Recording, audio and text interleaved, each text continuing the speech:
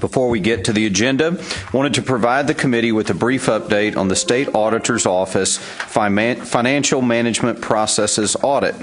Purpose of this audit is to determine whether the board's financial management processes ensure that the board budgets and spends funds in accordance with the General Appropriations Act, applicable statutes and board rules and policies and procedures, and to ensure that the board's financial information is reliable, accurate, and consistent.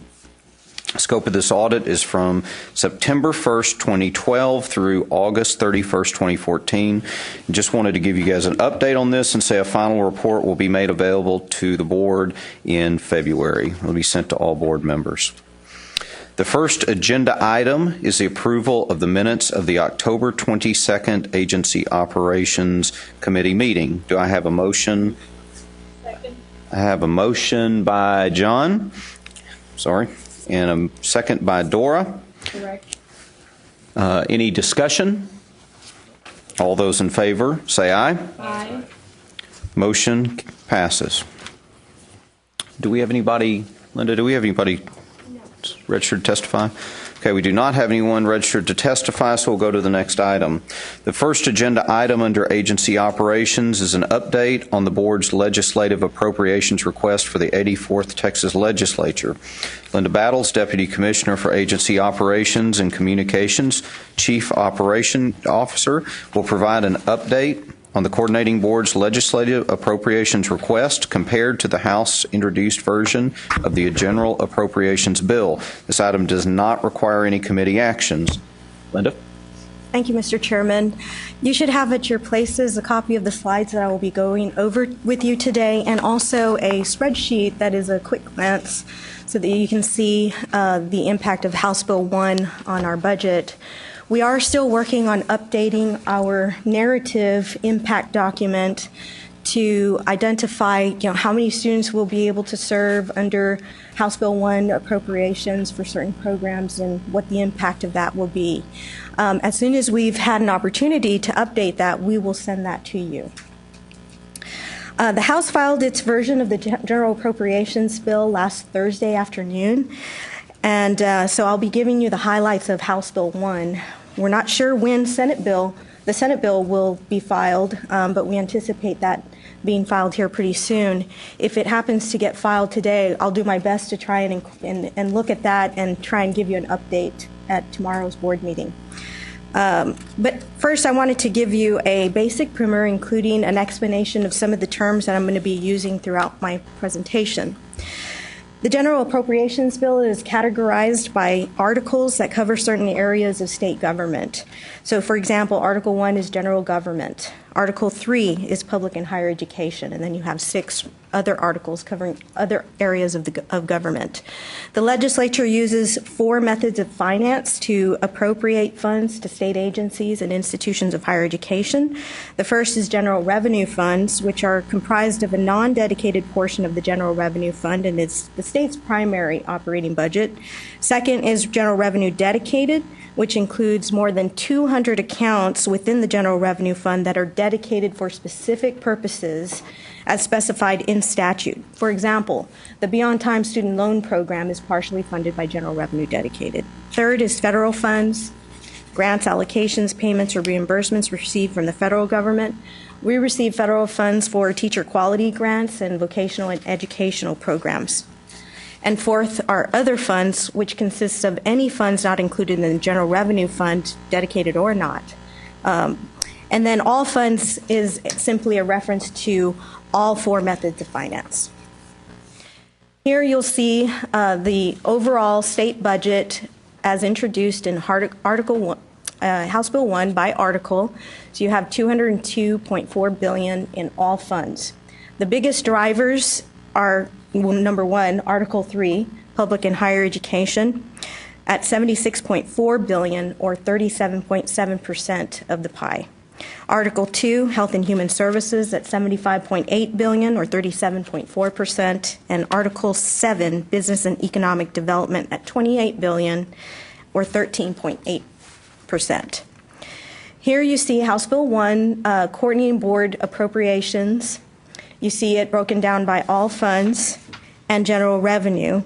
In all funds, we've seen a 14.6% increase to our adjusted 2016-17 base and an 18.3% increase to our adjusted 2016-17 base. I should also mention that our total FTE has been reduced from 280.4 to 260.4.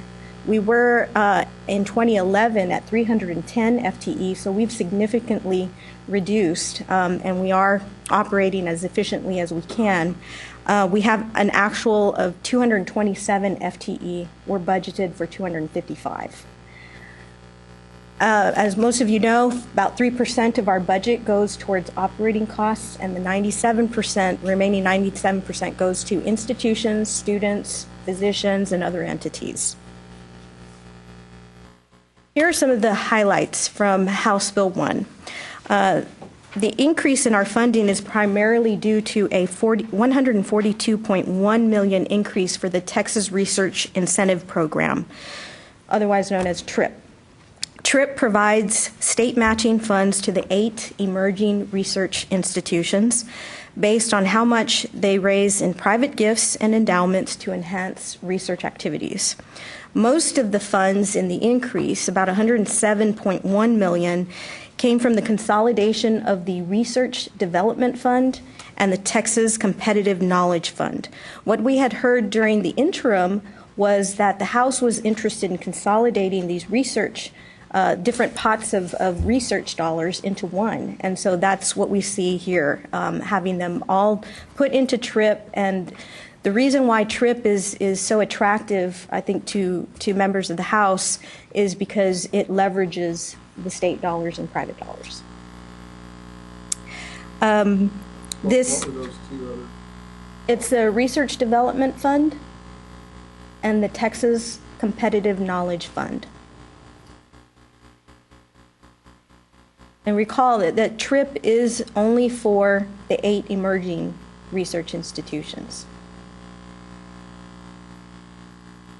We have also an increase in Texas grants of $41.3 million, or a 6% increase. That brings it to a total of $693.6 million for the next biennium. The way that this increase was achieved was by taking funding away from other programs. So you'll see those listed on the slide. A decrease of $21.4 million for the top 10% scholarship program. The money that's remaining in that program will support renewal students only. You may recall that when we were talking about our LAR during the summer, we had a 10% budget reduction schedule that we were required to submit. And because of the low levels of funding in the top 10% scholarship, that award has reduced to $600 per student. The maximum is $2,000. And we essentially made the recommendation to the legislature through that 10% schedule and also through the strategic fiscal review process that either you fully fund the program in order to get that purchase power back or eliminate it. And it looks like they've decided to eliminate it, support the renewal students only, and put the $21.4 million into Texas grants. They also took $1.8 million for the Texas Armed Services Scholarship Program. This is the program where legislators nominate students from their district, and it's a $10,000 award if they agree to go into the armed services. It's been undersubscribed over the years, and in fact, last session we asked for a rider that would allow us to transfer if we had a balance that was more than 20% of our authorized transfer authority to go ahead and transfer it to the Texas grants. We also, probably one of the major things in House Bill 1 as well, is the elimination of the Be On Time program. So they transferred $12.2 million out of general revenue, which is used for private institutions to originate beyond time loans, and left a total of $19.2 million to serve renewal students.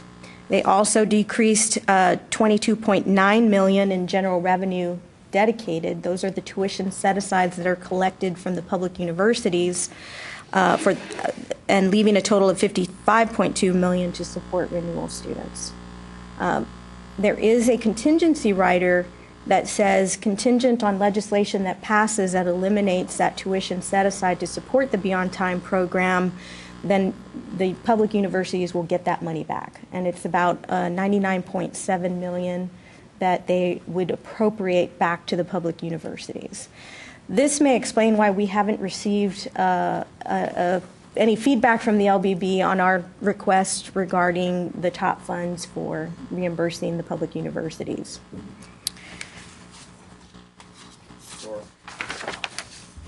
Linda, I think I've got this right, but let me ask you this question. On the decrease of the $21.4 million for the top 10% scholarship program, now that money is going to Texas grants. Will that still be top 10% grants or just in general? Texas grants. So in order for... Whoever applies and qualifies. And qualifies, that's correct, under the Texas grant criteria. So is the top 10% program what then? It would be eliminated if this budget continues. Right. So we would only support renewal students. So once the last renewal student is funded, then there would be no funds. So there's no funds for it, but do the schools still utilize that as an admittance vehicle? Oh yes, this has nothing to do with the admissions. It's just about the scholarship piece for it, and I just didn't know if that would change on the other side of it also. Okay, next slide. You'll recall also when we were talking about our 10% budget reduction schedule, we recommended that the Office of the Attorney General Lawyers Loan Repayment Program be transferred to the Attorney General's office because it wasn't really aligned with our mission. We made the same recommendation through the Strategic Fiscal Review. House Bill 1 actually eliminates the program. We looked in the Office of the Attorney General to see if it popped up there, and we did not see it. So we also see an increase of $7 million for the T-STEM scholarship program. This is a program for community college students who major in STEM fields. This is solely funded through the Texas Guaranteed Student Loan Corporation, so no general revenue is going towards this program. We did see a transfer of $1.27 million from the Physician Education Loan Repayment Program to a new strategy called Other Loan Repayment Programs. It simply is the amount of money that is going currently to the Speech Pathology Program and the St. David's Program. Those are both privately funded. We saw an increase of $220,000 for the Dental Education Loan Repayment Program. This program has been in statute, and I want to correct that in the parentheses it says new program. It's actually been on the books since 1999, and up until 2011 it was zero funded. However, the tuition set aside was continuing to be collected and sitting in a GRD account for purposes of dental education loan repayments.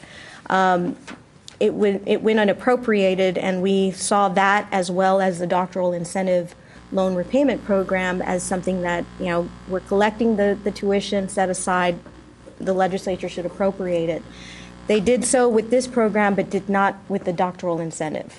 You'll recall that was one of our exceptional item requests. And then finally, the increase in graduate medical education of $14.4 million. You'll recall that we asked for a $40 million increase in our exceptional item. So this is a good start to actually get one of our part of our exceptional item in the base bill.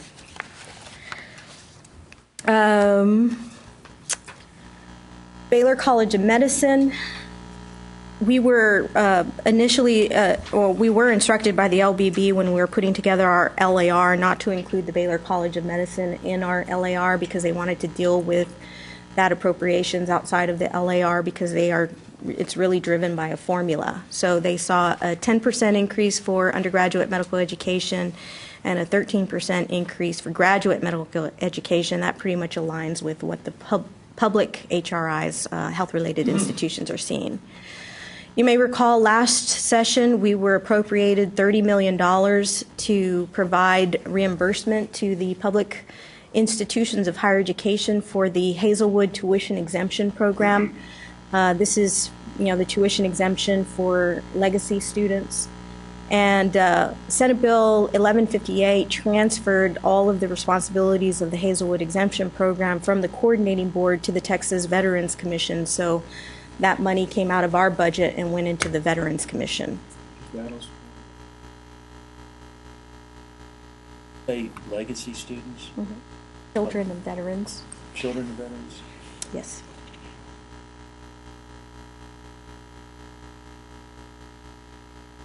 Yes, sir. And then finally, in your packet on that last bullet, or the copy of slides that you have before you, it says increase of $9.2 million for teacher quality grants, and I've adjusted that to say level funding because at the time that we submitted our LAR last spring, there was a potential that the federal government was not going to renew the Texas quality grants. So at the time of our submission, we included administrative costs for our 2016-17 adjusted base.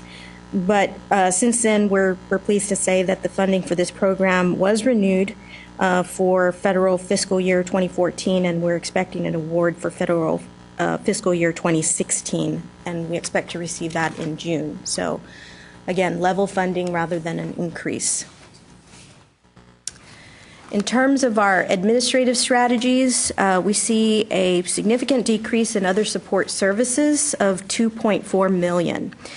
And this was derived from the 3% origination fee that the coordinating board collects for administrative costs that are associated with the administration of the Be On Time program. And since House Bill 1 will only be funding renewal students, the budget writers anticipated that these loan origination fees would no longer need to be collected or needed since no new students would be entering the program.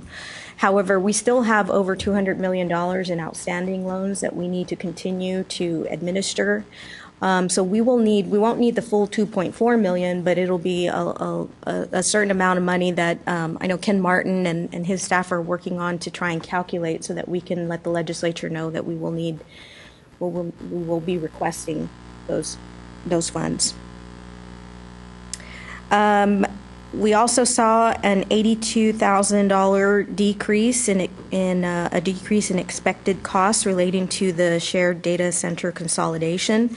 We still do not see any funding for capital budget, so that's going to be one of our priorities. Obviously, it's a top priority in our exceptional item request, so we really need to work on educating why we need funding for our capital budget.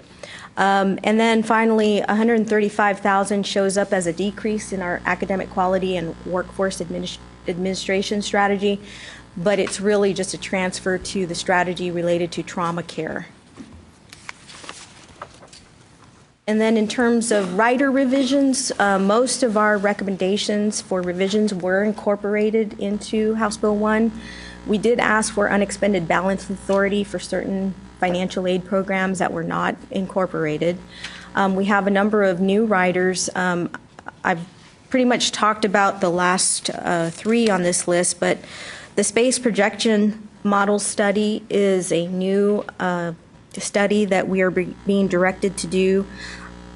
And this is an analysis of the methodology that we are using in the space projection model and the impact of courses delivered online with respect to this model.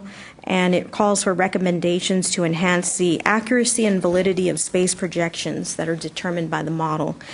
And that report will be due to the legislature and the governor's office by June 1 of 2016.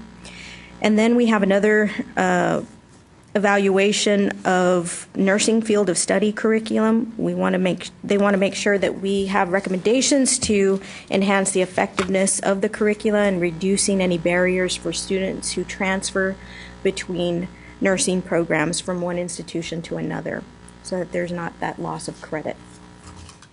That report is due January 1 of 2017. That concludes my summary. Any questions? Questions? Sana? So on the administration side, we saw 2 decreases and 1 transfer. And what I hear from you is that those are the dollars that are needed, and there were further dollars that we asked which we never received. Right. So my question is that as a body, did we fail to give the message, or we were not able to really pursue? Was that approach made? And is it the governing body responsibility, or the management and the administration? How does it work? Where did we fail to get those, failing in getting those dollars? Well, Or, I don't number one, think it's specific Is to there the. any time still Oh, that yes, if we put our there's- act together and go with the full force, can we get those dollars Yes. back? Yes. Yes, Do we have a this strategy is just for the that? start. This is just the beginning, so Okay. there's plenty of opportunity for us Now's the to time. Okay. lay good. that. And I think, and the commissioner may want to say something about this, but looking at, for example, all of the Article 1 general government agencies, they saw a decline of 6.9%. And I don't know if that's because of we have a very different political environment where, less government, more efficiencies in operations and so forth. That might be a reason. Yeah. I don't think we were singled out. I think it's part of the opening pattern of this legislature. I was saying earlier today that if you were at the inauguration yesterday, it was very clear that you hear Governor Abbott spoke about more money for roads. He spoke about more money for water. He spoke about some educational needs and so forth. And Lieutenant Governor Patrick talked about tax cuts. Right. Well, it's pretty clear that you can't do both those things without cutting Right. dramatically in other places. And I think House Bill 1 represents the attempt to shrink government to accommodate these other needs. So Right. I don't know where this will end up, but certainly we will have opportunity to make our case for adjustments. In fact, under the circumstances that we need to be more aggressive to get anything at this point in asking. We will be aggressive. Other questions? Linda, thank you. Good start. Good start. Next item is consideration of adopting the Commissioner's recommendation to the committee related to amendments to Chapter 1, Subchapter A, Section 1.11 of Board Rules concerning protest procedures for resolving vendor protests relating to purchasing issues. Bill Franz, General Counsel, will explain the proposed rules and answer questions. Bill, welcome. Thank you, Mr. Huckabee. Members, good afternoon. This is really a long-standing rule of the coordinating boards, and what we have done is simply updated it or modernized it to reflect the present-day realities of who is holding which positions within the agency and where a vendor protest should go. We no longer, for example, have the title of Assistant Commissioner for Administrative Services. That job has been, frankly, off the books for a number of years, so that change reflects that Linda Battle's position as Deputy Commissioner would be the appropriate place for a vendor protest. And then if a vendor chose to appeal any decision the deputy commissioner made, that appeal would go to the commissioner. And that's really the sum and substance of this rule change. Questions If for there's Bill? questions, Move to approve. A motion by Bobby, Second. second by Sada. Any discussion? Can I just ask a question? Yes, sir. How many of these protests do we have? I can recall one during my time with the board. Not many. It's we've been blessed. It's very rare. Okay. Other questions? Okay, seeing none. All in favor, say aye. Aye. Opposed, same sign. Motion carries. Thank you. Last item under agency operations is consideration of adopting the Commissioner's recommendation to the committee relating to amendments to Chapter 1, Subchapter A, Section 1.16 of Board Rules concerning contracts for material service. Again, Bill Franz will explain the proposal and answer any questions. Bill? Thank you, sir. The first thing I would point out is that this rule, as slightly modified from what you originally received with the materials, has been is at your places, along with, for ease of reference, the current Board Rule 1.16, because there are a number of changes. And while the changes, I believe, reflect the old rule as well as the proposed new rule, the old rule may be easier to look at in the event you have a particular question or concern. This rule, in addition to what's stated in the blue page, I'm advised that this rule had its genesis in the arising out of the problems the board had with the Sierra situation some 9 years or so ago, and that this rule was initially drafted as a response to that situation and was designed to cover commercial contracts. Well, shortly after the rule was adopted and shortly after I became employed by the board, it became clear that the board also wanted this rule to cover grants, but it was not felt that there were linguistic or stylistic changes really needed, just an interpretation that it would also cover grants. And so we made that interpretation 7.5, 8 years ago, and since that time, it has covered grants. We've modified this rule slightly over the years. This is really, I wouldn't call it a wholesale revision, but this is the first overall revision we've really had to this rule. And frankly, now that we're opening up the rule to all of the proposed amendments you've seen, staff simply believed it was an opportune time to make it clear that grants are indeed covered by the rule for future staff who don't really have the benefit of that background. And please excuse my voice, as it seems like every year about this time, cedar fever comes along, and Cedar. there I am. But let me cover the rule. I'm going to try to move through it pretty quickly for you. In subsection A, the word acquisition, for example, simply is designed to make it clear that grants are covered. In subsection B, the wording change here, it's really the wholesale addition of a new section that was compelled by legislation from the last session, House Bill 3648, that described material changes in contracts and defines them as part of this subsection, and says that any material change in a contract needs to be reviewed and approved or disapproved by the board. And so that's simply an enshrinement in rule of what the legislation already provides. Again, we've been fortunate. I'm not aware of any to date where this has occurred. It does occur with grants, but this change does not cover grants. This is, again, commercial contracts for goods or services. And then even there, it doesn't cover all goods or services. For example, it doesn't cover professional services. So the financial accounting services provided by KPMG would not be covered by this provision, just as an example.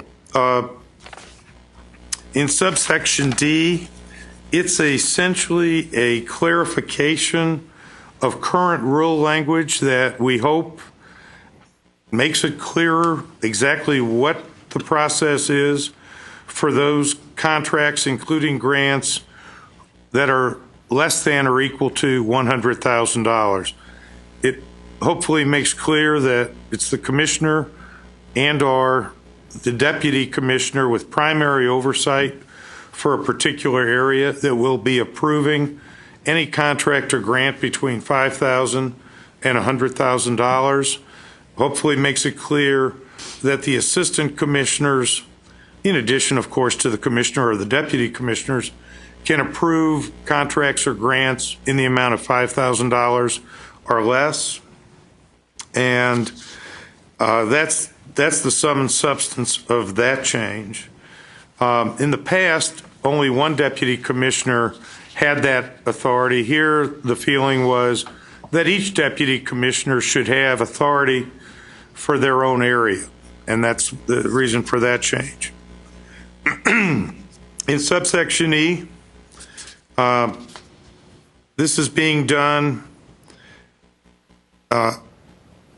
because all we're really doing is enshrining the current language as well as the current practice in rule to provide to you a report quarterly on all the contracts that are and grants that are approved in the interim between board meetings. In subsection G, this is the subsection where the agency has no discretion but is mandated to enter into a contract or grant by legislation or, for example, by a governor executive order.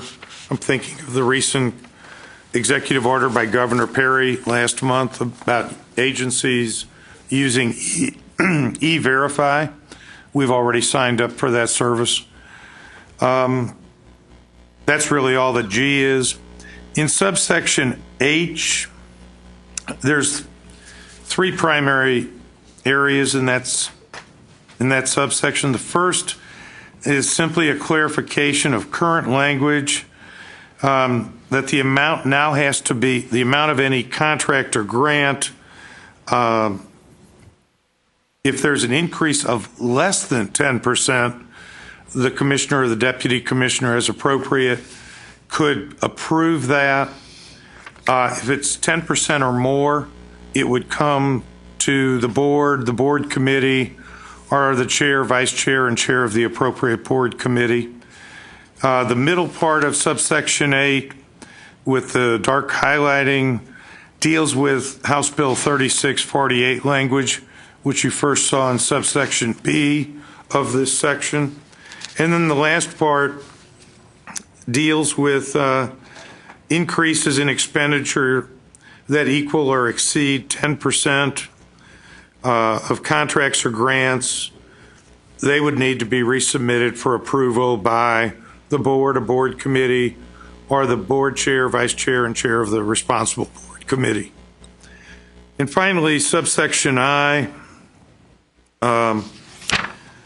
Let me go back and point out one thing about the last part of subsection H, the last sentence. This change in language will also allow the staff to propose expediting desired modifications to contracts or grants rather than awaiting a board committee meeting or a full board meeting. Thereby, if the staff could propose implementing changes, in some cases several months in advance of when it otherwise would.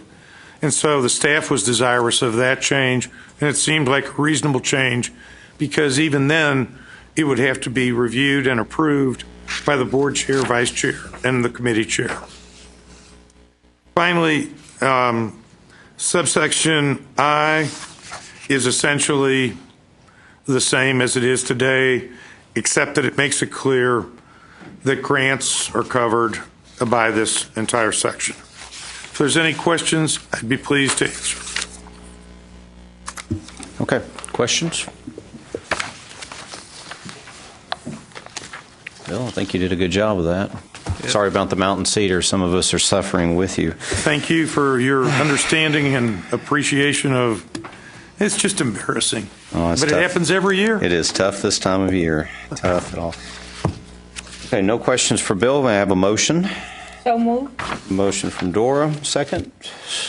Second from Bobby. Any discussion? All those in favor say aye. Aye. Opposed, same sign. Motion carries. Thank you. First item under financial reports is consideration of adopting the Commissioner's recommendation to the committee to issue a request for proposal for selection of bond counsel to perform legal services for the agency related to student loan bond programs. Ken Martin, Assistant Commissioner for Financial Services, CFO, will present this item to the committee. Ken, welcome. Thank you, Mr. Chairman, members. The Board leverages the legal services of outside bond counsel to provide support for bond sales relating to our student loan program. This legal counsel assists the Board staff with legal complex issues relating to the issuance of state bonds in compliance with Security and Exchange Commission and federal tax code requirements. The current contract for bond services is due to end August 31st, 2015, and requires a new solicitation.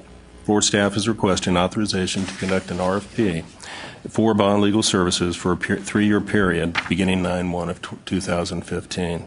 The results of the RFP will be presented to the Board in the April meeting for final approval. And I'm available for any questions. Questions for Ken? Brainer.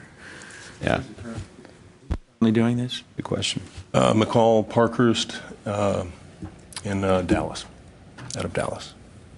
So just curious, when you all put in an RFP, how many respond?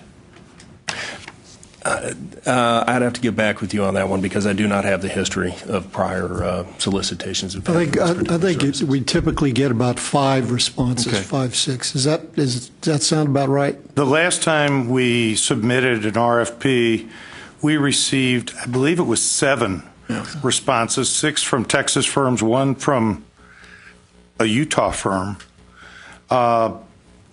The time before that, we received 3 responses. The time before that, I think it was 6 responses.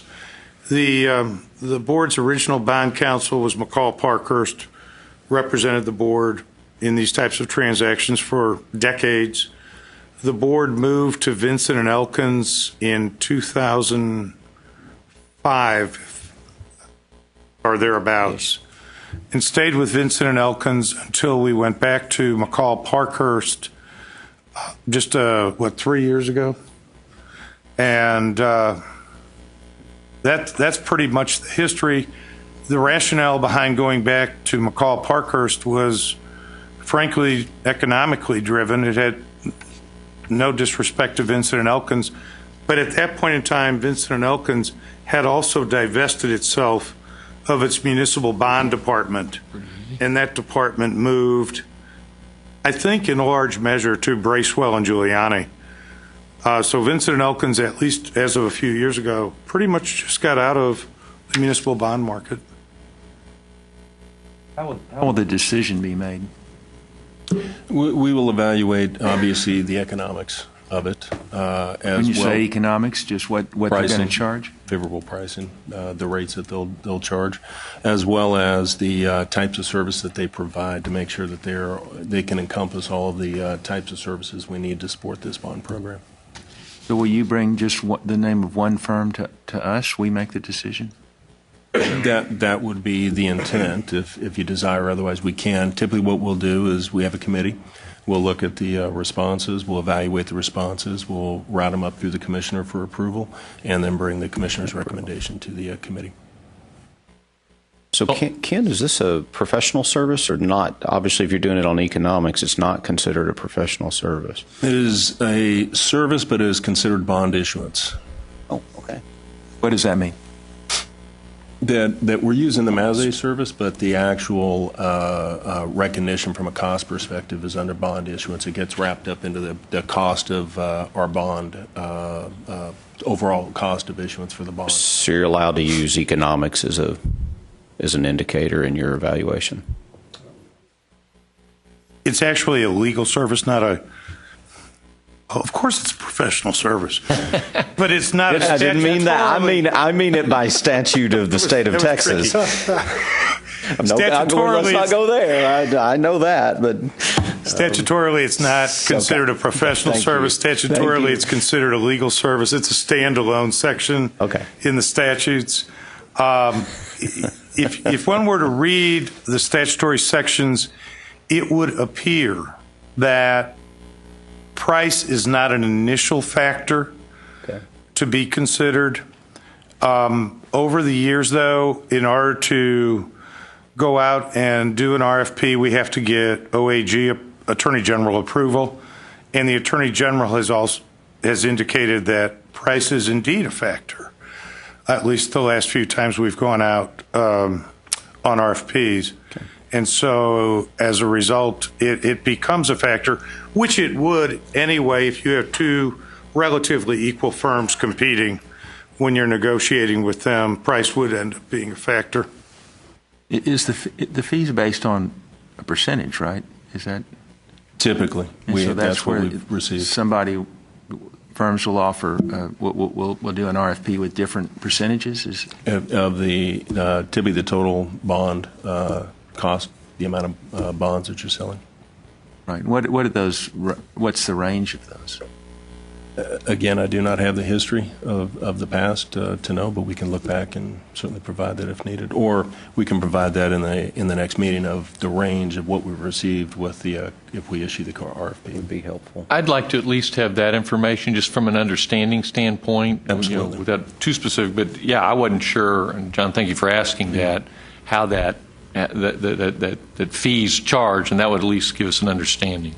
Well, certainly, I think maybe what I'm hearing, and correct me if I'm wrong, what we can do in the April meeting is provide the results of the RFP, provide the, maybe not necessarily with names, but provide highs and lows, and then our recommendation of outcome and why.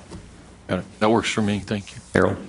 I think we also need to keep in mind that the first item, other than cost, as far as I'm concerned, as a board member, is that we're getting quality service that is giving us good information and is protecting the coordinating board.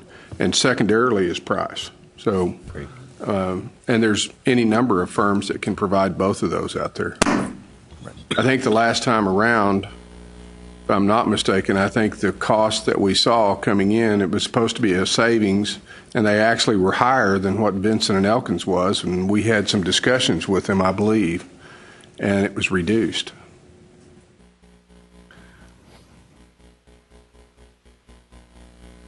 Was that on bond counsel or was that on the financial advisor? It was a financial advisor. That's FA services. Okay. I think McCall Parkhurst is one of the most respected firms, as is V&E, as is Bracewell, Fulbright.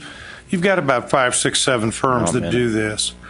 And while McCall Parkhurst is our lead, let me correct something I said a little bit ago. The Mahomes firm out of the DFW area is a hub firm that also assists McCall Parkhurst in handling our bond issuances, and it's at no additional cost to us. McCall Parkhurst bears that cost. Other questions, Dora? Well, I'm certainly glad we talked about the quality, because a lot of times when with my experience having worked with at the municipal level with bond issuances, a lot of times you may look at the price and you may look at the percentages, and we at one time went with someone who gave us a lot of, I'm going to do this, and the percentage was way down here. So we said, it really sounds good. But in the end, it was not the best quality. And we went through a lot of trials and tribulations trying to get to the end of it. And so I think that quality is so important, and for us to pay attention to exactly the services that will be provided. We'll make sure that's one of our metrics, absolutely. Any other questions or comments? Chairman, Jacob? do you know how much roughly of legal work we're talking about? On an annual basis, it depends the size of the bond issuance, since it's typically wrapped in that, but it's ranged from $100,000 to $200,000 annual. Other questions? Okay. Can I have a motion for approval? I have a motion by Bobby, a second by Sada. Any discussion? Seeing none, all those in favor say aye. Aye. Opposed, same sign.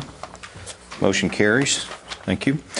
Next item for consideration is adopting the Commissioner's recommendation to the committee to issue a request for proposal for the selection of financial advisors to provide support for the agency debt issuance. Ken Martin, Assistant Commissioner for Financial Services, CFO, will present this item to the committee. Ken? This item is very much related to the prior, except for in support of our bond board staff on we need a financial advisor that advises us on various items, market conditions, et cetera, as well as our filings that we need to do in support of this program in issuing state bonds. The financial advisor's role, advising staff matters pertinent to bond sale, structuring, timing, market, pricing, terms, et cetera. The current contract, again, similar to our bond counsel, is due to expire at the end of August 31st, 2015, and requires a new solicitation.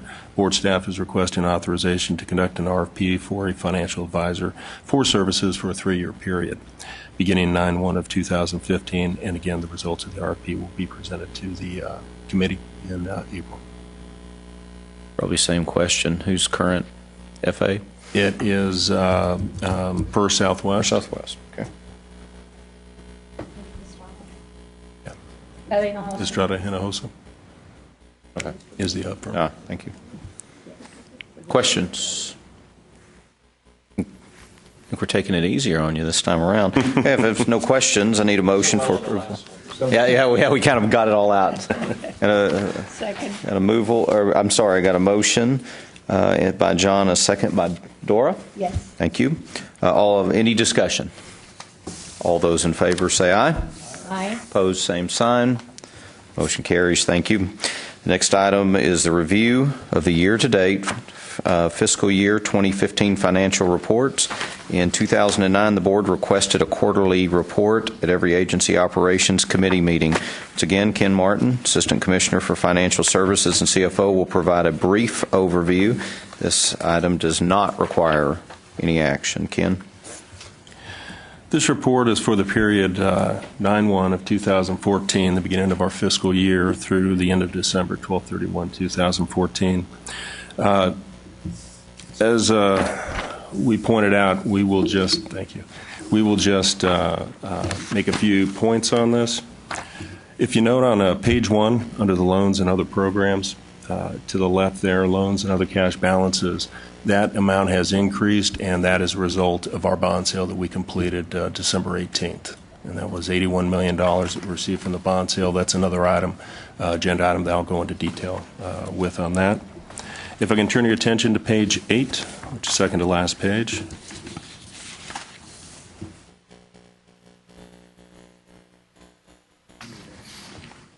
And in the upper left-hand corner, the green highlighted box is analysis of our debt service funding. So not only do we have the loan funds, but our debt service and our cash flow. To point out here is we perform an analysis and update this on a monthly basis to see what our debt service fund balance is what we need to pay our future debt. And we have our projected loan repayments, our pending debt service payments that are due to be paid this year, as well as in our subsequent years' debt service payments, and our projection of where we'd be over or under our reserve requirement. As you can see here, we'd be a little over $12 million on a favorable side. Those funds, to note, if we are favorable, would roll back into loan funds and can be used to reissue student loans.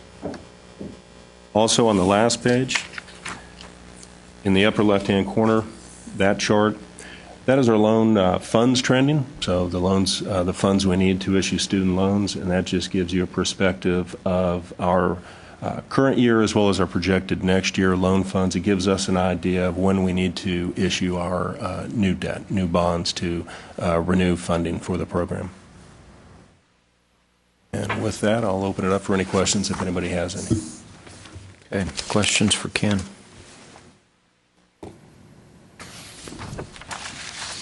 Okay, Ken. Thank you. The next item is consideration of adopting the Commissioner's recommendation to the committee regarding authorizations to enter into an agreement with the Office of Attorney General to provide collection services for the agency student loan program. Ken Martin will present this item to the committee. Bill Franz and Cheryl Bellison with the Attorney General's Office, Bankruptcy and Collections Division are also available for questions. Ken? Thank you, Mr. Chairman. This is my time for the new contracts. Yes. In 2009, the agency entered into an interagency agreement with the Office of the Attorney General to perform services related to the collections for a student loan program. 8 employees were transferred to the Office of Attorney General and the agency's loan staff from the agency's loan staff. Since the initial transition, the amount of defaulted loans collected for 2014 has increased 238%. And in 2015, year-to-date through the end of December, has increased 15%.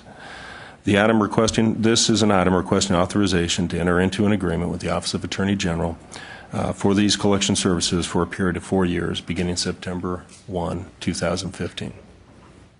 And myself and a representative from the Office of Attorney General are here to answer any questions if you have any. Sada, questions?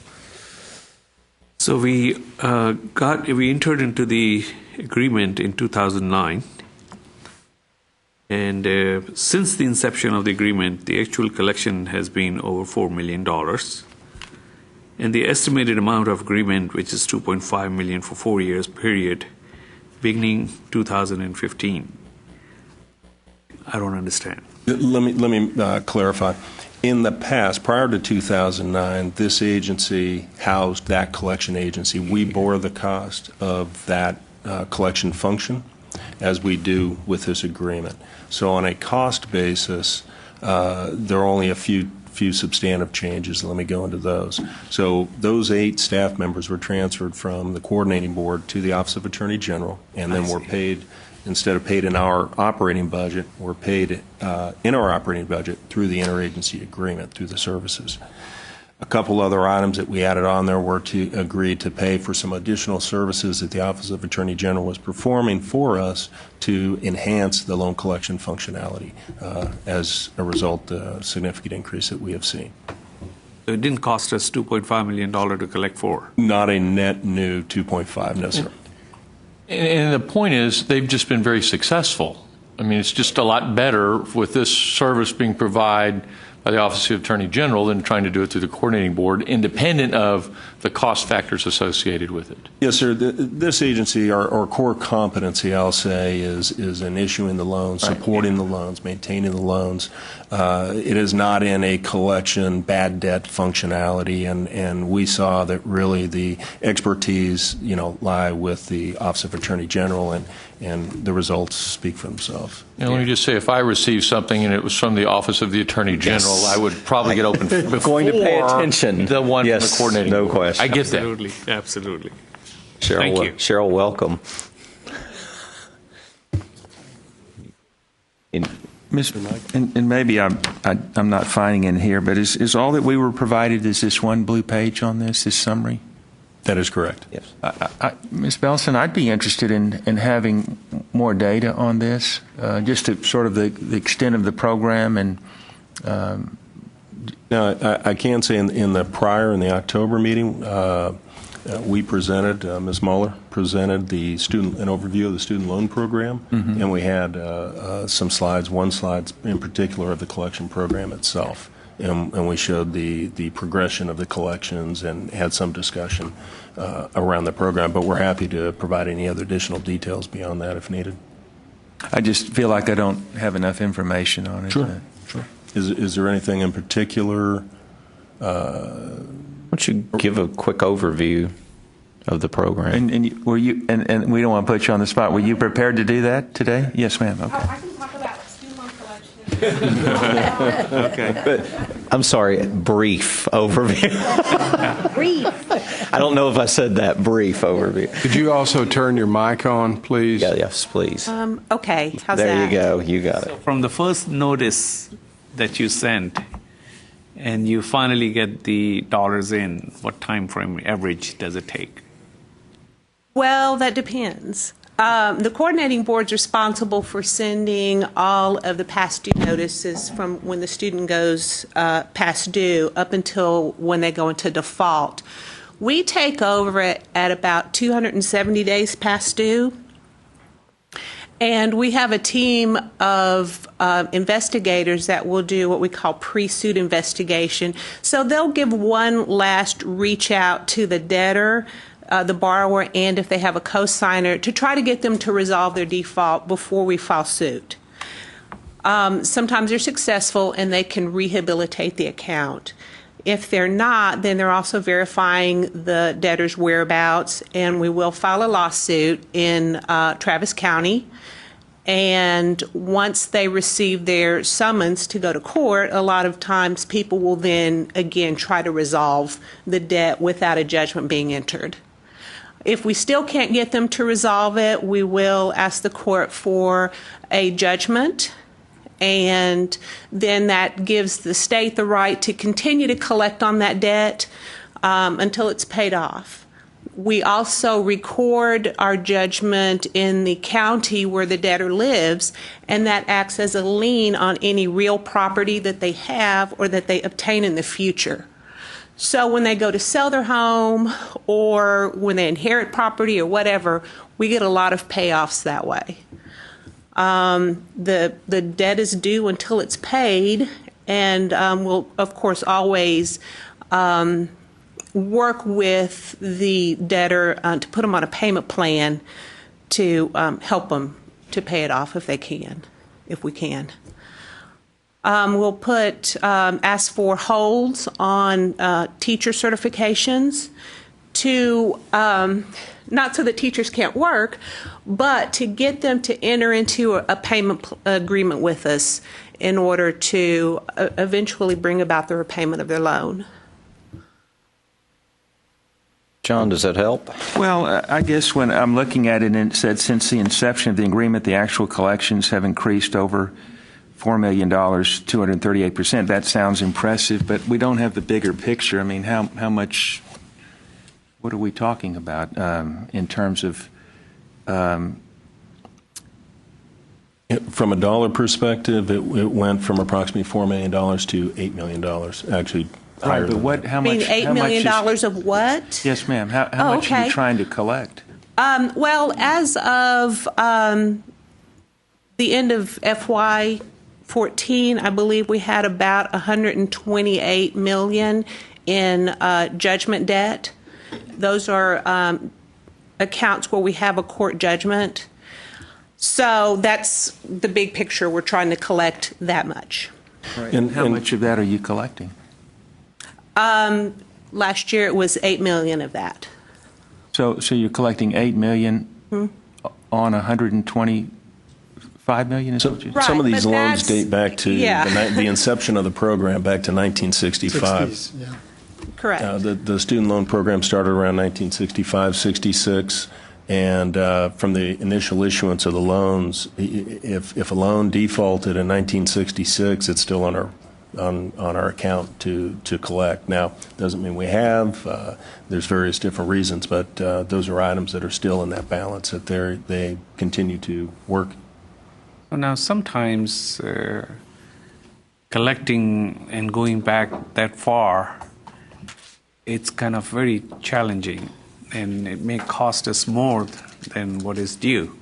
And because of the dollar value in 1965 and the dollar value in 2014, at some point you may bring up the concept that we should probably collectively decide to forgive that Abandon. 10 years or 20 years past or whatever. We do have... It's an exercise in futile, right? We do have some provisions for making debt uncollectible. Right. And so that's done periodically for our older debt. And so that the coordinating board can move it off the active books. Right. However, state law does not allow the state to write off any debt and not collect it. So we do receive collections, but there's no active work going on those old accounts. Thank you. So, excuse me, Mayor. Go ahead. Go ahead, Dora. My ears popped out when you said that in attempting to collect, sometimes you'll put a hold on the teacher certification. This is a teacher who has a debt. And so can you explain the hold on the teacher certification? Interesting. Yes, and it's right now we're able to put a hold on renewal certifications for teachers, doctors, dentists, podiatrists, and chiropractors in the state of Texas. And when they are in default, we have a judgment, and they are not actively making payments towards bringing about the repayment of that judgment, we will ask the licensing agency to put a flag and not allow the renewal of their certification or license until they have gotten into a payment plan and adhered to it. And you said that doesn't mean that the teacher won't be able to work, but at some schools, if they are not recertified, they are not going to be rehired. I know yes, that. What I meant to say was they have to enter into a repayment plan in order for us to release their certification. But there's a limit on the occupations. I mean, Yes. It would seem to me that anybody that required a license from the state of Texas, whether you're a realtor or a hairdresser or whatever, if you're Nurses. well, I mean, seriously, if they owe the state money, they're operating in the state and have a state issued license. But that's not covered in statute, I'm assuming. Not for coordinating board loans. That's covered in statute for loans that are collected by Texas Guaranteed Student Loan Corporation, but not by loans that are administered by the coordinating board. And we also, when a person is in default, if they won the lottery 10 years later, we would have first claim to those proceeds if they had a remaining debt at that time, too. So it's items like those. But it remains, you don't have to update these, what is it, an abstract of judgment or whatever that's on the public record? So when somebody's credit report is run, that's going to show up, or do you have to after several years, do you have to bring that current again and refile? The comptroller holds a Well, list for us. comptroller holds go on by the coordinating board, and those are sent monthly. But an abstract of judgment currently needs to be renewed every 20 years. And so we can file a renewal of the abstract, and then that keeps it active as a lien for another 20-year period up to 40 years. So you're probably much more effective on people that have remained and are working in the state than those that have left. Yes, that's Okay. true. However, we do get some If they don't pay their bills, we don't want them living here anyway. Sure, that's true. Other questions? Jacob? I certainly see the value in having the state attorney general being involved. I think that is a big incentive to pay. I just have a question. Is there a role for a private sector company here for some of the old judgments that haven't been collected? Have we explored, offering to sell those receivables to an entity? I'm just curious. Well, since it's a loan from the state of Texas, the coordinating board, my understanding is they're not allowed to sell their loans. These loans are issued through our general obligation state bonds, and in our bond covenants, they're all tied that repayments, et cetera, for these loans will be to repay the debt, et cetera. So these loans will be tied to some form of debt in most cases, which make that prohibitive. Other questions? Just so, and I'm educating myself on this, but on these student loans, they're not dischargeable in bankruptcy? Currently, no, unless the bankruptcy filer, unless they file for petition for undue hardship. And so there's some other things they'd have to go through in order to get them discharged through bankruptcy. And is this an area where the person can get some sort of forbearance? Is that part of this program? Before they go into default, the coordinating board works very closely with the borrower to give them as much opportunity as they can to postpone the payments during periods of hardship while they're in school. There's a long list of reasons that a student can defer their debt. However, once they go into default, we really have few options. We have worked with individuals as well in doing repayment plans. So setting up different type of repayment plans. We'll work with them before they completely default. And once we start, it may be at times before it even gets to Cheryl's team as we try and work with the individual, because any time we can keep the individual from defaulting, it benefits them as well as the coordinating board. Right. And Ms. Bellison, you're the team leader. Is that a good way to I'm the manager. The manager. Mm-hmm. And how many? And you're an attorney, you're correct? No. No, you're not. And how many attorneys?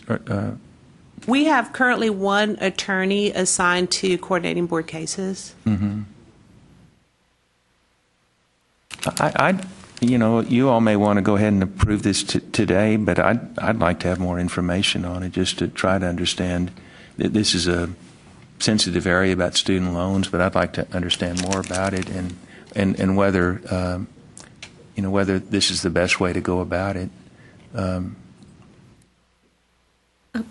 May I ask a question? What would be the impact to waiting until the next agency operations committee?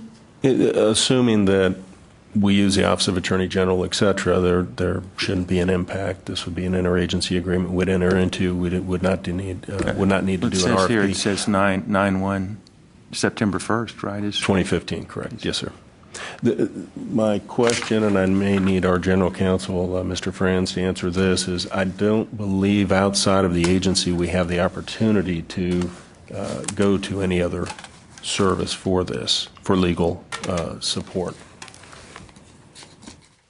But I'm not sure. If you're not sure, that'd be something we'd like to discuss more. Okay, well, I'm going to ask for a motion for approval and/or a motion to table.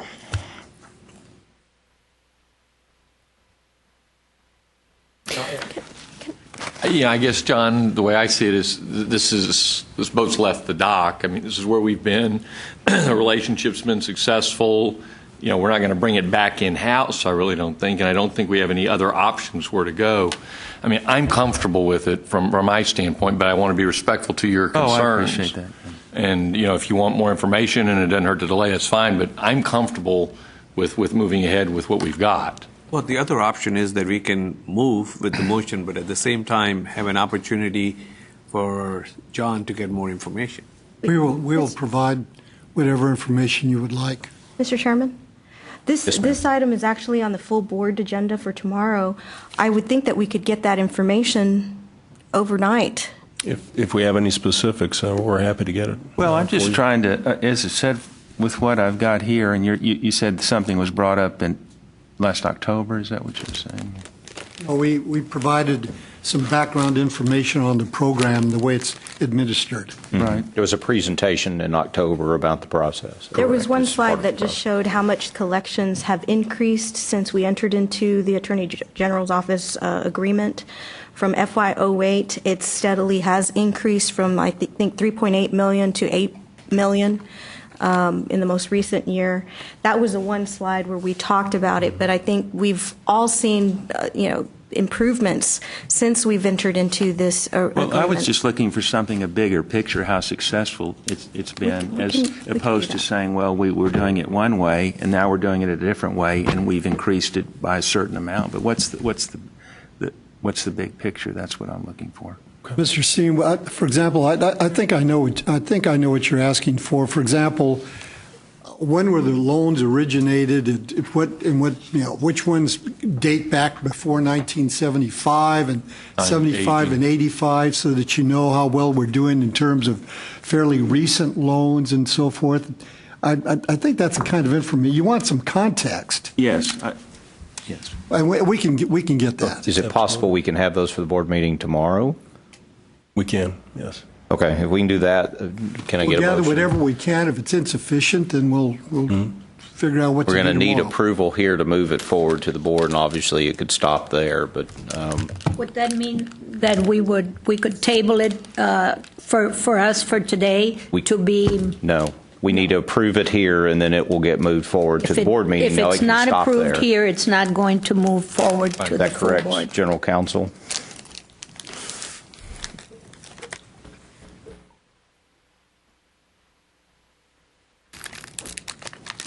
Mr. Chairman, as a practical matter, that is correct, given the members that are here today. However, you could, if you tabled it, you would have to meet again as a committee to take it off the table at the board meeting. You can defer action, but again, you would have to meet to do something at that point. If you disapprove it, it is arguable that a person voting on the opposite side could bring it up at the board meeting tomorrow. But the simple way to handle it is as you suggest, sir. Approve it. So I would move to approve. Okay, so I have a motion by Bobby. Do I have a second? I go second. I have a second by Sada. Thank you. Any other discussion? All those in favor say aye. Aye. All those opposed, same sign. Okay, motion carries. Thank you. The next item is an update on the Be On Time internal audit management response. Ken Martin will provide a brief update. This item does not require any action by the committee. Ken. Thank you. An audit was conducted by the Internal Audit Department at the request of the Commissioner on the agency's Be On Time program. The results were presented at a special board meeting held in May of 2014. At each subsequent Agency Operations Committee meeting, an interim update has been provided. This item is to provide a final update. There was one outstanding item from the October AOC meeting that was relating to the development of the agency's risk policy. I am pleased to say that the policy has been developed, and the next step is to hold employee awareness and communication sessions within each department. And I'm available to answer any questions. Questions for Ken? Well, isn't this going away? Well, we still are going to have $200 million of these things that we're servicing. okay. So Correct. The program is for renewals, as Ms. Battles presented, which means that students will still receive loans in 16, 17, potentially 18. So we'll have continuing loans going through there. Plus, we have about $200 million of an install base, established loans that would need to be serviced and continued servicing for well over 10 years. Well, thank you. I was concerned about that when Linda, I guess I misunderstood, and I said, I made some noise here, because that's, as far as I'm concerned, a very important program. Yeah. Thank you. Thank you. Go ahead, Linda. Ken, just a personal note, I really appreciate you, the other staff that's taking care of this. This was a big deal to me that we saw it through to the end and we put it on the agenda and made sure we took care of it. And so to you and a lot of other people that worked on it, thank you. It was a big deal to me that we did Staff this. effort. Thank you. Yeah. And Mr. Chairman, Mark Pell, our Director Yes. of Internal Audit, will do a more formal review to ensure that we've complied as recommended, correct? So he'll report back to you on that official closeout. Great, thank you. Okay, Ken, thank you. The next item is an overview of the 2014 State General Obligations bond sale for continued funding of the Hinson Hazelwood Student Loan Program. Ken Martin will be available to answer any questions. This item does not require any action. Ken, do you want to give a little overview of that? Sure. This is just intended to provide a brief overview. During the July AOC meeting, the staff received approval to proceed with a bond sale to support the funding for the student loan program, as we've discussed. On December 18th, the agency completed sale of the general obligation bonds related to the student loan program. This sale generated over $81 million with an average interest rate below 3%. The market conditions were very favorable in generating such a low interest rate, and this allows us to keep our loan program costs and interest down, and on a national basis, as we presented in October, one of the lowest rates in the nation. Any questions to the information item only? Sada? So with the, where is the dollar amount here? 81 million. Well, with the 81 minus 13, which would be the interest. There was a premium on the sale? Yeah, 68. Here, that's what I see. Correct. So 68 plus 13, 81. So with all the administration cost and other, how much do what is the percentage loan that we ask the student to pay? Today, it's 5.25%, and we're evaluating lowering that rate based on we are having a financial advisor, our current financial advisor for Southwest, run some cash flow information, and they have modeling they can do with our current install base of loans and projected loans, and they'll running some models for us to determine maybe what's a favorable rate we can get to. So 2.915 plus all the other cost is close to 5 something. The 5.25% for the we have about a 2% IRS rules. We cannot earn more than 2% plus and minus some other costs and fees differential between the bonds because they are tax exempt and our student loans. So in this particular case, having a 3% bond is good because then it allows us to bring down our interest rate to 5% or lower if we can, and that's what we're evaluating right now. Thank you. You bet. I like that 3%. Yeah, it's excellent. I was just going to add, if I may. Yes, ma'am. I was on the sale online watching it happen live, and Lee Donner, who's with the First Southwest, our financial advisor, had said that this was an unbelievable low rate. Oh, it's unbelievable. But he said not only was the market good for the sale, but the coordinating board was uniquely positioned because of our loan program. It's one of its kind in the country, and because we're backed by GO bonds, there's really no other program like ours in the country. So we don't. We have a AAA rating. We can attract good buyers and so forth. But one of the things that we want to work on is lowering our interest rates, perhaps as low as 4.5%, if we can get there. So the whole idea is to not make money off of the loans, but to provide an affordable opportunity for students to afford higher education. And that's our mission, and it's consistent with our mission. And again, one of the lowest interest rates in the country today. And we do not make money off any of these loans. As I pointed out with our debt service, the repayments that come in repay the debt that we've issued, as well as any excess above our required reserve, then go back to issuing new loans. So it really gets, if you will, excuse the term, recycled. So there is no profit made. Right. Jerry? I was just wondering, with how the great success we've had with the Hinson Hazelwood student loan program, is it growing? Are we trying to expand this program to impact more students? Or, like, I guess my question is, can we sell more bonds in order to give more loans, or are we hindered in some way or prevented from doing so? Yeah, let me step back. It's been discussed in previous times, but with the Affordable Care Act, one of the line items or items they had in there was the federal government brought back the servicing and issuing of federal loans. So Texas Guarantee Student Loan Corporation used to issue federal loans for the state, and we had a few. It was less than 10% of our portfolio. They brought back the loans to only certain providers throughout the country. So it eliminated issuing federal loans. But with that was a stipulation that you could not advertise your loan product over any other loan product. So one of the difficulties schools have with our Be on Time program, and sometimes some schools it's under subscribed, is the fact that they can't, as a financial aid advisor, can't say, take this loan, this is the only one that I can discuss with you. I have to discuss either all or in succession, but they have to mention the federal loan program in there. So to answer your question, it is demand-based. We have not turned down anybody. We do give allocations to schools just so they know, an allotment, but even when they've requested more funding, we have had that funding available to provide. So to answer the question, we've never said no. It is purely demand-based. We issue about $110 million we're projecting this year.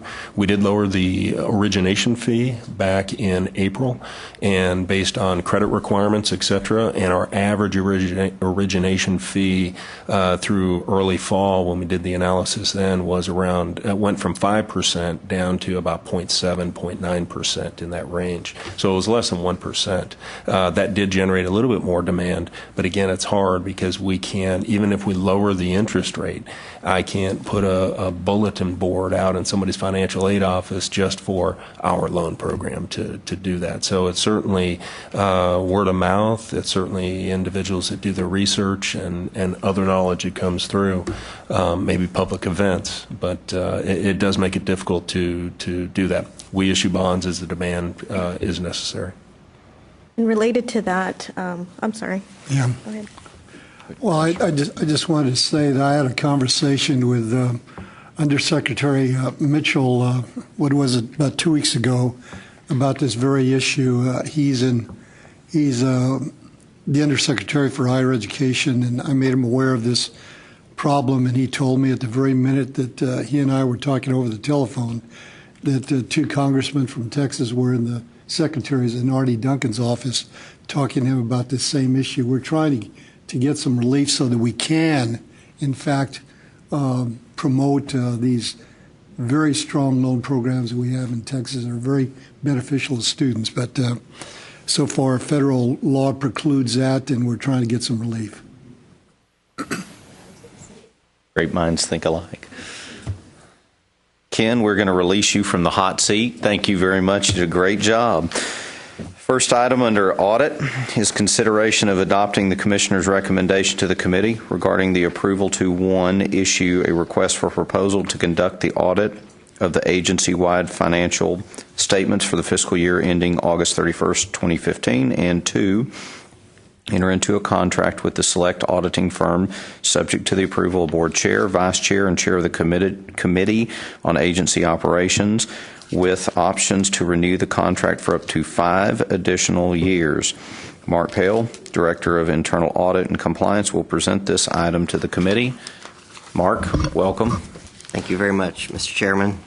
Members, before I get started on this item, I wanted to introduce to you all Apola Ahmed. She is our new internal audit lead, so she will be assisting me, and Apola has over 15 years of experience in public accounting and state government audit and accounting. So, hello. Very welcome. happy to have her. Ms. Paul, could she give us a little bit of her background? Do you mind? Yes, sir. Sure. I did my master's in accounting, and I did my CPA here before studying for state government. I worked with the Department of Human Services, which after consolidation became DADS, Department of Aging and Disability. I also worked for HHSC, Health and Human Services Commission. Then I moved to Texas Youth Commission. And from Texas Youth Commission, I started here July 2007. And I have, during my service here, I became a certified fraud examiner, and I became the certified information technology professional, and I had some more certifications. So Mark doesn't want me to pursue any more certification.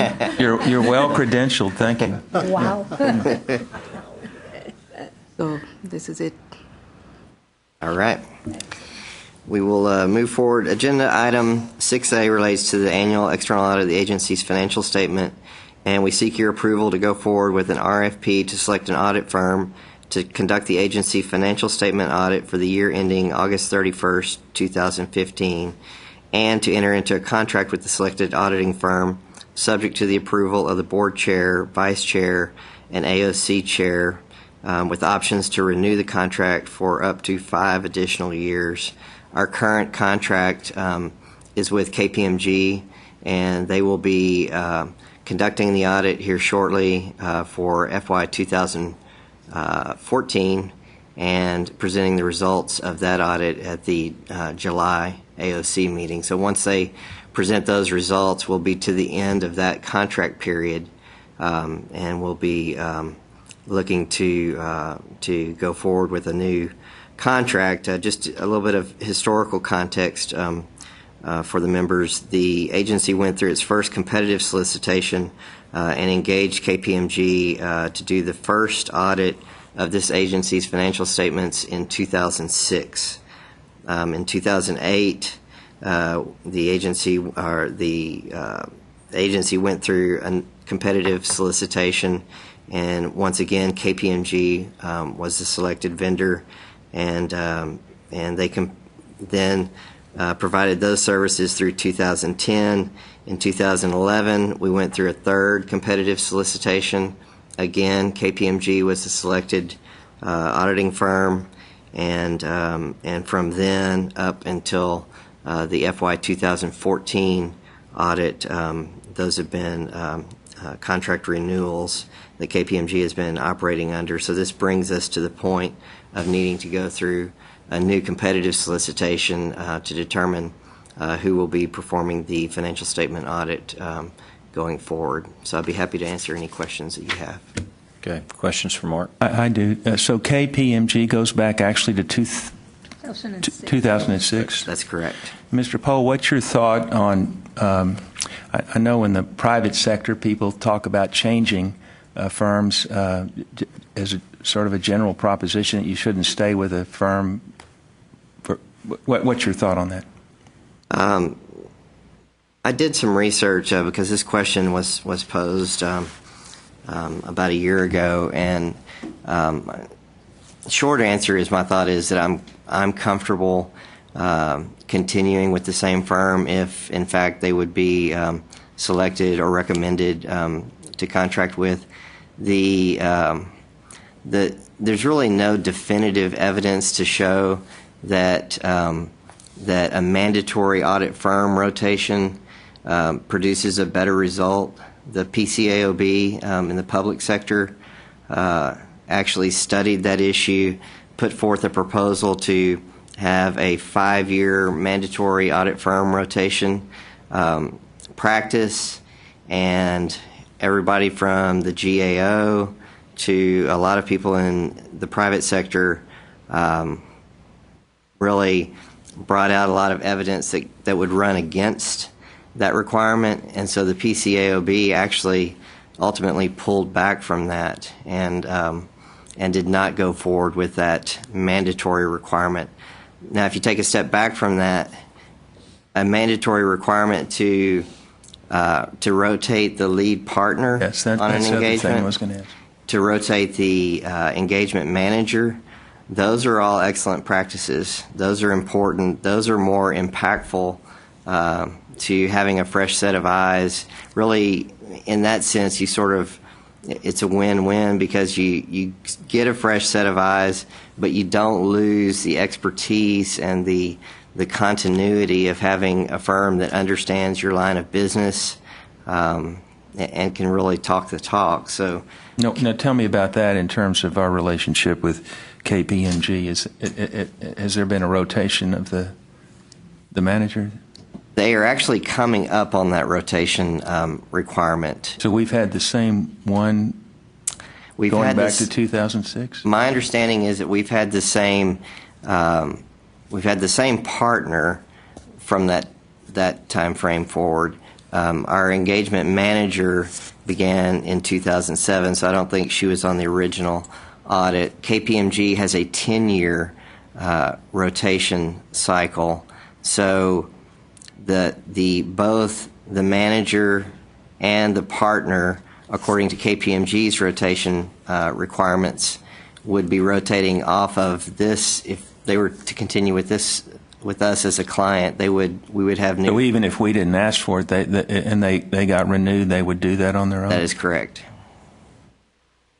Thank you. Dora? Mark, so what you're telling us is that there is no limit as to how many times over and over we extend the contract to KPMG, correct? They can go on as long as they're doing a good job and we're happy with them. Well, I will tell you my experience, and it's my own personal experience and opinion when I was with the Board of Regents, was that sometimes one of the things I looked for was after a while when we had the same firm doing a great job, that they would get very comfortable because they already, let's say I'm an auditor and I come in to audit your department. Hi, Mark. Well, how are you doing? And, and one of the things that we frowned on was that we wanted, I personally did, wanted some rotation, and I was really stuck to my guns on that because having been an auditor with the Air Force at a very low level, believe me, I did find that I would want to be in an environment that I was comfortable with, and sometimes I would say, they do a great job, and I wouldn't really go into it. So knowing that, I really feel that having change with new folks and new eyes and new companies really produces a positive effect, and that's my experience. Just when you seek the other proposals, how many are you anticipating will you receive? I'm anticipating 4 to 5 proposals. Really good, which to me is good. It's a good group to select from, and I know these are all the name type of firms. Correct. So you'll have some good comparisons to make. Correct. Good. Sada. So since we have very deep experience with KPMG, any of the audits that they have done were challenged by any other authority that is looking at those audits? Not to my knowledge, and certainly not challenged externally. They've also, brought forward some issues that I think were important for this agency to resolve, in a number of areas just since I've been here in 2012. So I haven't seen a sense of complacency, but I do understand, that risk. Mark, have you had any, just out of curiosity, since you've been here, have the same auditors shown up year over year? The team has changed, so I see continuity in the partner and the engagement manager, but we do see new faces on site. Yes. Okay, and understand this is just to go out and do the RFP. We're just getting started. So move approval. Yeah. Okay, so I have a motion from John. I got a second from Bobby. Any discussion? Seeing none, all those in favor say aye. Aye. All opposed, same sign. Motion carries.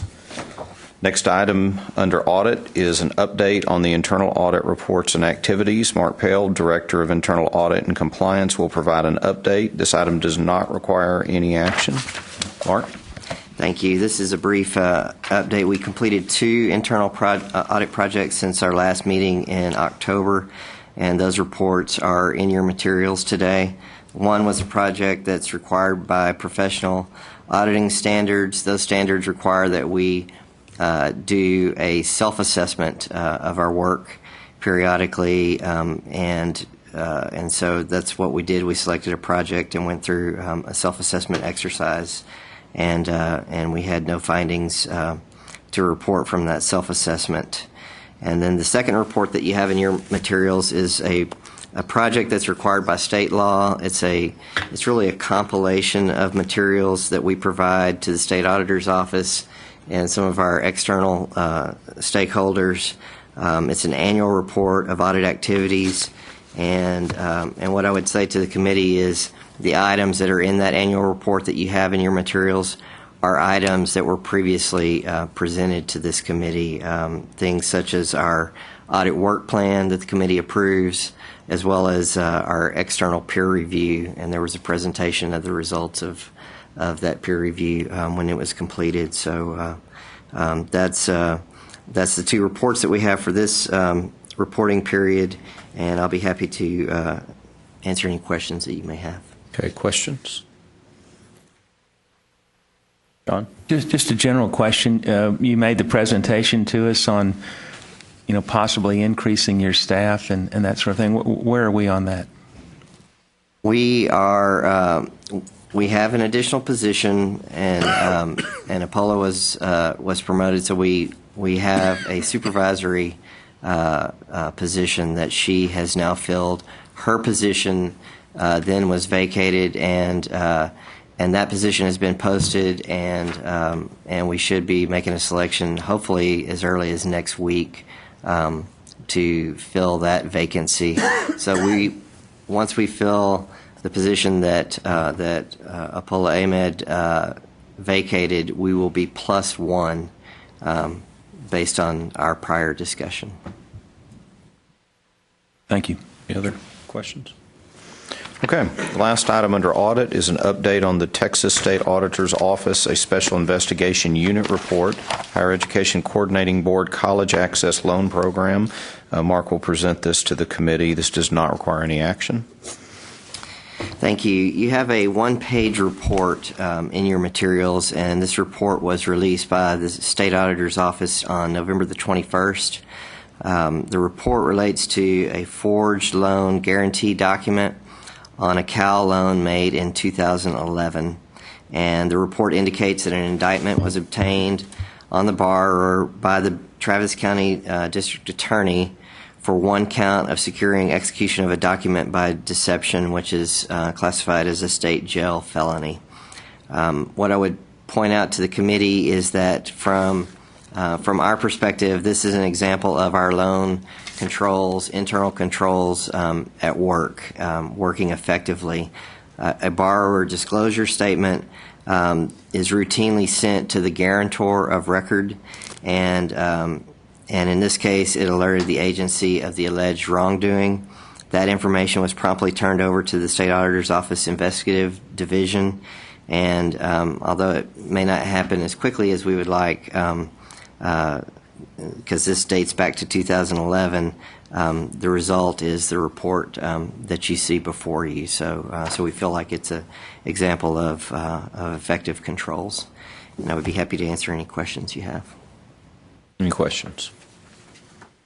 Okay, thanks, Mark. The next agenda item under compliance monitoring is an update on compliance monitoring reports and activities. Mark will provide this update.